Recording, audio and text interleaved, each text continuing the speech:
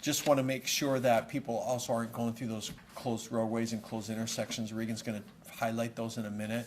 And not driving through those because there's quite a few of them around the city right now. So that's what I got for you, just to kind of kick things off. Mark Cotter, our Director of Public Works, is going to kind of talk about the public works efforts that we're enforcing right now on the flood fight. So, Mark. All right. Thank you, Mayor. Yes, good morning. This protracted weather event has certainly put a significant amount of stress on the storm drainage, the wastewater system, and the transportation system. I want to first thank Mayor Tenhaken for quickly reacting and signing the emergency declaration, which really allows us to quickly procure equipment that's needed specific to an event like this. I also want to thank the numerous team members that are here in the Emergency Operations Center and throughout the city that are maintaining pumping systems, deploying pumping systems, keeping storm drainage systems open, because this is, we still got a long ways ahead of us to recover from this particular event. Wastewater system's currently running at capacity. There was points last night where the wastewater plant was running about 45 million gallons per day, and we were diverting about 34 million gallons per day into our storage basins. And so the quick math is that's about 80 million gallons per day.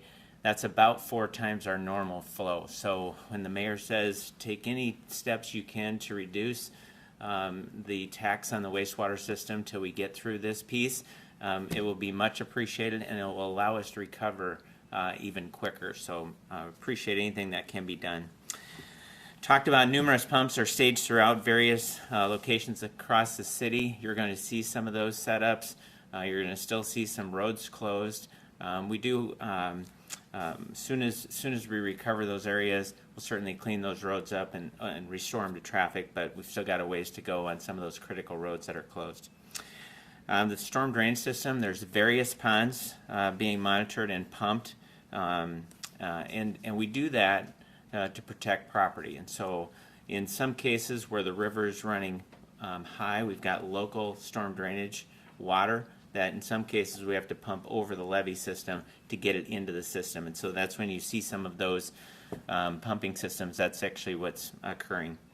At 7:15 this morning, we did reach a point where we ran out of storage for the excess wastewater system and had to start discharging untreated wastewater to the Big Sioux River. That is always our last resort, as we've run the systems as hard as we can, as long as we can, but to continue to protect property and to move and evacuate that wastewater, we had to make that decision, and we'll continue to do that until the system recovers. We work closely with the state. We'll be monitoring the river upstream and downstream to make sure that we can document the health of the river and also just that part of this recovery event. National Weather Service doesn't expect additional weather at this point to give us any further aggravation of this event, and so we're looking for sunnier skies ahead so we can start to dry this out. Also good is that the river gauging stations, and we watch those really closely. The one on Marion Road that monitors Skunk Creek, and then the other one on Western Avenue down by Yankton Trails Park, both show those gauges have crested and they'll start to steadily decrease. Once they decrease to a point where those river levels are low, then the local storm drainage systems can act like they normally do again and drain accordingly, and we can move a lot more water by gravity systems than pumping systems. So, but we'll be leveraging both until we're done. Based on projections and us looking at those river gauging stations, we hope by your Monday morning commute that those key roads like West 12th Street, Cliff Avenue, Louise Avenue, we hope by your Monday morning commute that they're all open. If there's any debris on them, we will have tried to run a street sweeper on them just to restore those to normal use.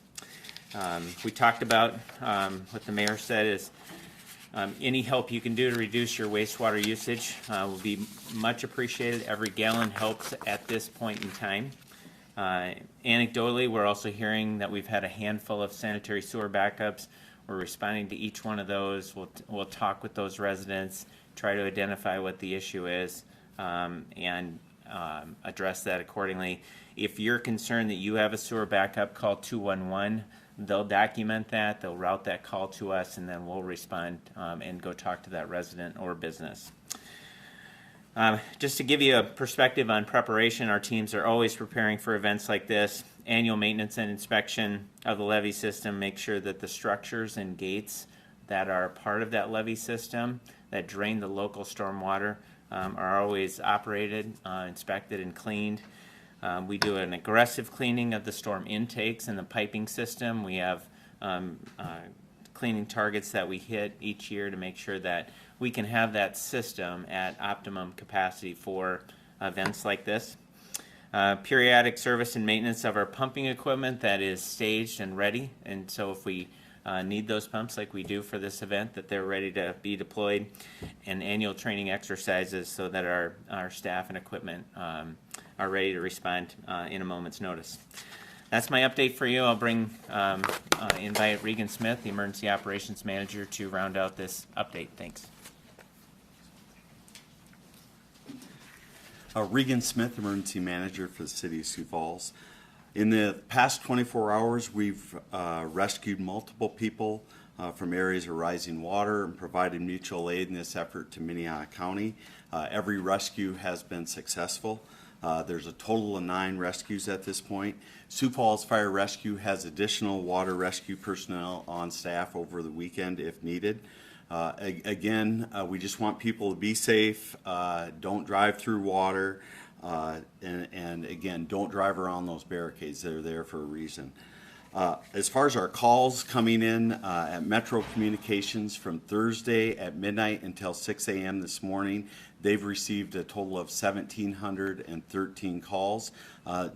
For perspective, normal call volume during that time period would be 1,815 for that time frame. So calls are actually down, so good job to the public there. I think they're staying home and doing the right thing. Again, we had 9 water rescues between the City of Sioux Falls and Minnehaha County, 5 stranded motorists, 30 stalled vehicles in water, 10 calls regarding water problems, and 75 traffic accidents. The 211 helpline center, call center, is taking calls primarily related to sewer backups and flooding in basements, and we anticipate that'll increase as folks start to recover and take care of their properties. As far as we've got several streets, 13 parks, and the Cali Branch Library are closed at this time. We're asking folks to stay off the recreational trail because parts of it are flooded, and then Public Works is using certain areas to stage pumps to pump into the river. A list of those parks are Cherry Rock Park, Dunham Park, Family Park, Farm Field, Legacy, Pasley, Riverdale, Rotary, Sertoma, Spencer, Tomar, Tut Hill, Yankton Trail, and again, the Cali Branch Library at 49th and Oxbow is closed today also. There are lists of all the parks on our website, www.siouxfalls.gov. Road closures, some of the key areas are Cliff and Chambers and Cliff and Bennett. Louise Avenue southbound at 41st and 43rd Street, and then 41st Street west of Cliff Avenue. Again, a list of all of those sites is maintained and it's live. Residents can go check that as those roads come out of the water at this time. We get a lot of questions about the flooding in our park systems and along the bike trails, and it's really the way it's designed. It's intentional that our parks, our recreational trails are along that river greenway. It gives that water a place to go and protects homes and businesses in our community. We'd rather have the water there than in people's homes and residents, so we don't have to do that flood fight. All pools and the splash pads are open today with the exception of Drake Springs, and the Great Plains Zoo is also open. A few reminders for residents, again, don't drive around barricades, turn around if you see standing water in the roadway, don't drive through it. Check your sump pumps. We don't want individuals or homeowners discharging their sump pumps into the floor drains. That's going to help us prevent additional sanitary sewer system stress. Residents who have a non-emergency but need help can call 211, and that'll help alleviate again those calls into the 911 center. And finally, again, for the most up-to-date information, go to siouxfalls.gov. And then /flood. There's actually a flood site there that will take you there. With that, I think the mayor and Mark and I are available for questions. Are you able to say where those water rescues were at? Were there any at Falls Park? There was one just upstream from Falls Park, but pretty spread out across the city and the county. Do you know how long you want people to kind of minimize their use of water? Is that kind of up in the air? The question is, do we know how long to conserve or reduce your wastewater use? We don't at this point.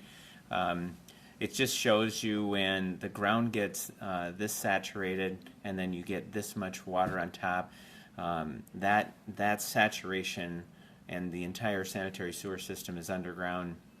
It's going to take a while for this area to drain out, if you will. And so I could see it being a series of days, but we're just simply asking you to take steps to reduce. Any gallon helps at this point in time. And once we get on the other side of this event, we'll certainly communicate to the public that things have been restored to normal flows. A question regarding the treated wastewater. For that being diverted to the Big Sioux River, is that sort of an ongoing thing that the wastewater plant has reached capacity and now we're just continuing to divert, or is it just as it builds up at certain points? So we're still running the wastewater plant at capacity, but we're still seeing high flows. So as those come into those storage units, we'll monitor those storage units and then discharge accordingly. Significant amount of the excess water is rainwater and groundwater. State also knows that. So when we test the river upstream and downstream, we expect to see, a significant amount of dilution that occurs with that. But it is always our last resort. So we'll only do it for the minimum amount of time that's required until the system catches up.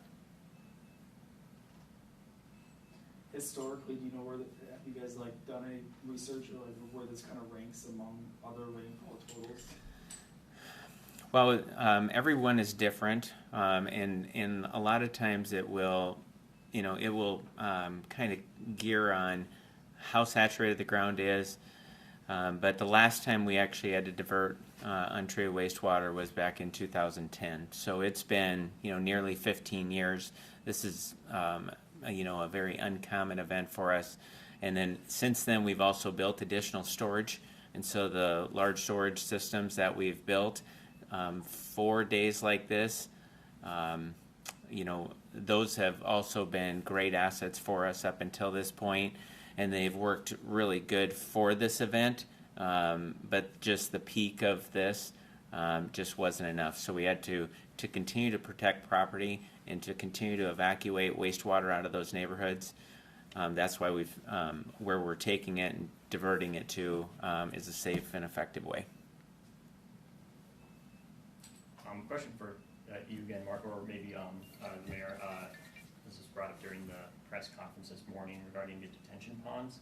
How many ponds do we have in Sioux Falls that are, I know they're mentioned to be at capacity today. How many exactly is that? I don't have an exact number. We manage probably close to 1,500 acres of storm drainage facilities of various sizes, and in some of those they need more assistance because they may be close to a levee system and they can't naturally drain out. If they're downstream and they're not near a levee system, we're not having much in the way of issues with them. And so I'd have to get you some more information and or a layer on the GIS if that was if that's needed. But just in general, they are there for these heavy rain events that we want to essentially harvest that storm drainage, stack it up, and then it drains out slowly. So as you think about downstream neighborhoods, that then they'll also have their own storm drainage facility. It's a whole series. That's a large system that works together, and that's exactly why you have them for systems like this. If I could ask a follow-up, I know the next 24, 48 hours are going to be very important for the detention ponds, and particularly with regards to the wastewater and the asking for citizens to limit their use. In the scenario, not they're hypothetical, but if we do get more rain or just that waste, the inflow from citizens is still too much, and we do keep going, more capacity there. What are the kind of next steps? Is there any plans there as far as kind of like what happens, how the city will respond?